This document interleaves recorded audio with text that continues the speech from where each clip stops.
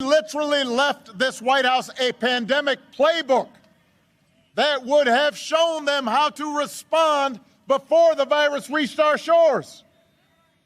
They probably used it to, I don't know, prop up a wobbly table somewhere. We don't know where that playbook went.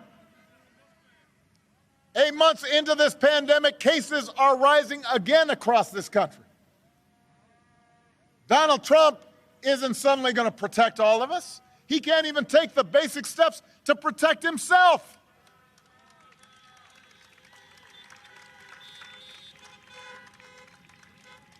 Just last night, he complained up in Erie that the pandemic made him go back to work. I'm quoting here.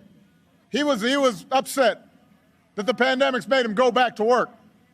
If he'd actually been working the whole time, it never would have gotten this bad.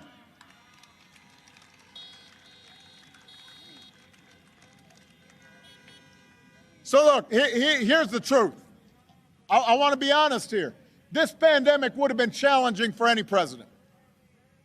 But this idea that somehow this White House has done anything but completely screw this up is just not true. I'll give you a very specific example. Korea identified its first case at the same time that the United States did. At the same time. Their per capita death toll is just 1.3% of what ours is.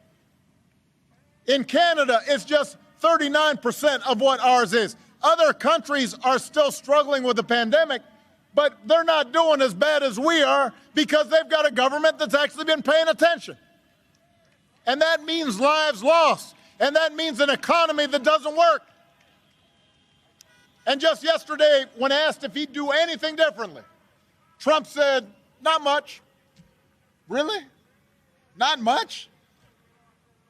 Nothing you can think of that could have helped some people keep their loved ones alive?